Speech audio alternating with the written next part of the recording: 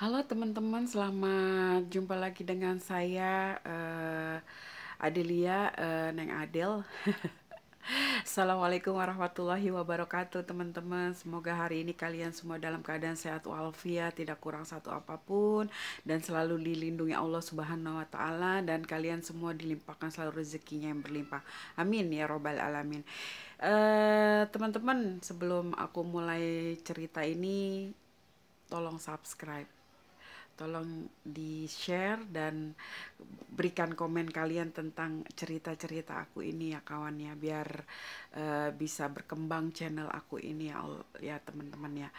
Oke, sebelum aku mulai cerita ini, eh, sebelumnya mungkin ya ini seperti yang aku bilang nggak terlalu horor, tapi kalau buat sesuatu yang sedang sedang ramai dibicarakan dari tahun kemarin ini, mungkin buat aku horor gitu ya teman-teman ya. Pada saat itu aku masuk rumah sakit jam 5 sore ya temen ya, kondisi aku nyesek atau apa, nyesek flu gitu dan demam gitu ya. Nah pada saat itu aku di rapid temen ya, di rapid aku guys gitu, ternyata hasil rapidnya itu aku positif covid gitu ya guys ya.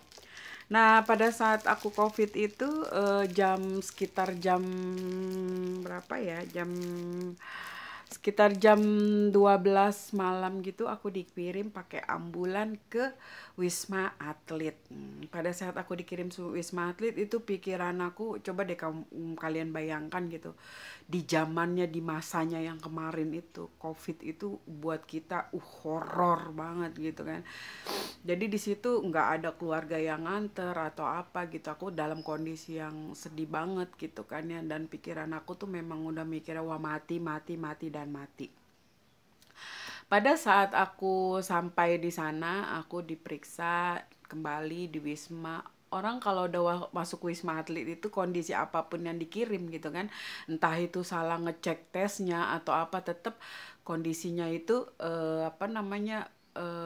tidak boleh keluar lagi gitu, karena di dalam itu mungkin ya udah virus gitu ya. Nah, pada saat itu aku udah langsung ditaruh di kamar, kebetulan di lantai 18, dan saya masuk di kamar itu, yang aku lihat, yang aku bayangin, oh tempatnya begini, ternyata enggak teman-teman ya. Di Wisma itu seperti apartemen gitu ya, kamarnya ada dua dan satu kamar berdua, dan kebetulan saya dapat kamar yang sendiri gitu di sebelahnya. Dan satu ruang itu ada kayak ruang tamu, mandi, dan buat jemur gitu kan. Ada kamar masing-masing dan difasilitasi dengan AC, kamar mandi yang baik gitu kan. Oke, pada saat aku masuk itu masih kondisi yang kurang baik gitu ya, masih yang suka sesek-sesek. Jadi kondisi aku tuh selalu di oksigen gitu ya teman-teman ya. Dan esok harinya kami berkenalan, berkenalan dengan yang sebelah kamar saya gitu ya, seorang ibu tentara dan seorang satu lagi gitu ya, teman juga, pekerja juga, dan kami satu kamar gitu ya, ngobrol-ngobrol-ngobrol-ngobrol. Singkat cerita ya temennya, udah lama saya di situ gitu kan. Pada saat saya lama itu, saya satu persatu dipindahin gitu, karena yang sebelah saya tuh tidak apa ya, tidak ada perkembangan, selalu positif positif, dan saya mungkin udah mulai berkembang gitu kan, membaik. Jadi kita dipisahin gitu. Pada saat akhirnya aku sendiri temen-temennya di kamar sendiri yang posisinya ujung pojok gitu kan. eh Apa ya namanya, buat saya tempat segitu tuh serem ya, serem banget gitu, serem banget karena posisinya saya tuh sendiri gitu. Nah satu kamar itu kan harusnya bertiga, aku tuh sendiri gitu. Mulai dari itu apa ya namanya, rasa takut udah mulai ada gitu ya teman-teman ya. Mungkin itu datang di saat rasa takut itu ada gitu. Jadi setiap malam tuh aku kayak kayak ngaji murotal gitu sampai pagi, dan gelisah dan ketakutan, terus ketakutan karena saya sendiri gitu. Di saat kita udah mulai membaik, dokter itu, perawat tidak lagi datang menjenguk kita, melihat kita, enggak gitu teman-teman. Pada saat berapa hari kemudian aku dengar kabar di grup gitu ya, di grup kan setiap masuk Wisma itu ada grup per land, per ruangan, per lantai gitu. Nah di grup lantai aku itu ada kasakusuk tentang ada orang yang suka masuk laki-laki ke kamar orang, entah itu dia mau mencuri atau apa. Yang aku dengar-dengar sih kayaknya mau melakukan pencurian gitu ya. Sampai ketahuan dan setelah kejadian itu aku udah mulai panik gitu ya kawannya. Jadi ini guys, pas setiap aku tidur itu guys, aku selalu dorong apa, bangku. Di situ ada sofa gede-gede kan. Jadi kalau mau tidur aku dorong sofanya semua.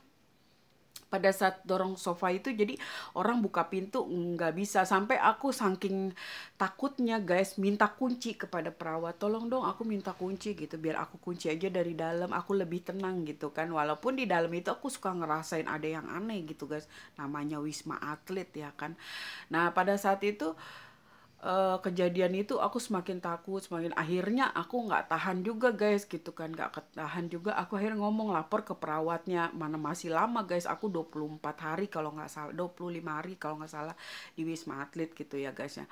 Aku minta tolong sama perawatnya, tolong dong aku dipindahin kek gitu biar ada kawannya gitu, nggak bisa banget kalau kayak begini, kondisi saya kan sedang sakit gitu, sedang ini gitu, sedang itu. Akhirnya oke, ntar saya cari ya yang istilahnya mungkin kesembuhannya sudah seperti aku gitu ya guys ya. Ternyata enggak ada guys, enggak ada yang kayak aku, kesehatan yang udah mulai mau membaik gitu. Pada akhirnya terus tiap malam aku sendirian guys. Nah pada saat aku malam-malam itu, nah temen aku ini di grup bilang pada saat jam berapa gitu ya, jam-jam 1 loh, masih istilahnya masih di atas jam 12 tuh, masih belum terlalu malam buat aku ya. Nah dia tuh di grup bilang sama aku gini, eh kok di depan kamar lu tuh ada laki-laki tapi bawahnya tuh kayak pakai anduk putih gitu kan, jam 1 ngapain, nggak pakai baju kata dia gitu kan. Nah pada saat itu di mana, gue bilang gitu. Gue bilang, di mana, lu jangan nakut-nakutin gue dong, gue kan sendirian gitu. Beneran loh di depan pintu lo, katanya. Gue kan lihat dari pintu, jadi kamar itu kan berjejer guys. Kalau ada salah satu orang yang buka pintu itu melongok ke kanan tuh, ke arah kanan dia ujung, nah itu pentok kamar gue guys gitu. Jadi dia ngelihat begini katanya, lagi diri, dan di pojok itu dia bisa melihat ke bawah, ada kayak teralis kaca gitu guys ya, kita bisa lihat pemandangan ke bawah gitu guys. Jam 1 gitu, terus gue bilang gini, bapak itu kali gitu kan di luar. Nah akhirnya gue penasaran dong, gue kan punya WA, gue tanya bapak yang depan gue nih sama yang samping gue gitu, Pak lagi di luar nggak, gue bilang gitu. Oh enggak, saya lagi di lantai 7 kata dia gitu kan. Lagi ini ngelihat mau ke temen kata dia gitu. Terus di kamar bapak, yang gue tahu dia sama-sama sendiri, yang satu kamarnya juga udah pulang gitu kan, gue sama dia sendiri gue sendiri gitu kan. Nah terus teman gue bilang, enggak, temen gue bilang, udah lu tanyain gitu, udah dia nggak ada tahu, lagi di lantai 7. Nah tuh gue lihat masih ada gitu, ya Allah gue bilang, aduh mana gue apa namanya, mana gue lagi begini, istilahnya tensi gue lagi tinggi, badan gue juga lagi demam gitu kan. Duh gimana nih, gue ngerasain juga udah mulai nggak enak gitu kan. Nah di kamar gue akhirnya apa, gue dorong meja guys, meja yang buat gue naro-naro gitu kan, yang naro apa, susu atau apa, gue dorong, gue ganjel pintu gue dong gitu kan. Nah pas itu, ada apa ya Pak, bapak pulang balik aja deh, gue gituin, kayak nggak enak nih gitu kan. Nah terus kita bertiga apa namanya, bertiga pripat japri gitu ya kalau kata ininya, bertiga gitu kita. Iya nih, saya masih lihat bener gitu.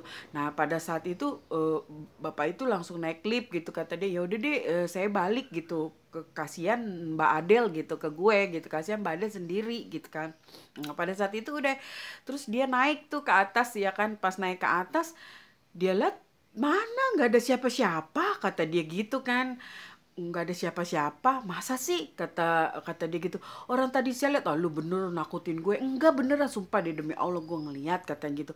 Pas udah gitu, oke udah deh.